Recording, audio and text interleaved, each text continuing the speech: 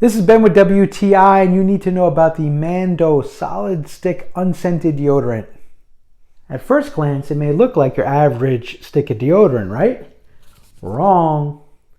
This deodorant doesn't cover up you smelling bad. It keeps you from smelling bad in the first place.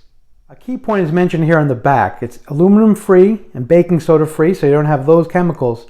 But then it says the directions are to swipe anywhere you have odor, but wish you didn't. So this is really for the whole body, not just under your arms. Basically, instead of covering your bad smell with a different smell, this one has no smell at all, which is exactly what I want. It comes in a pack of 2.6 ounce standard size deodorant sticks. The little swivel on the bottom, a cap on the top obviously, and it just rolls on. No greasy feeling or slimy feeling afterwards.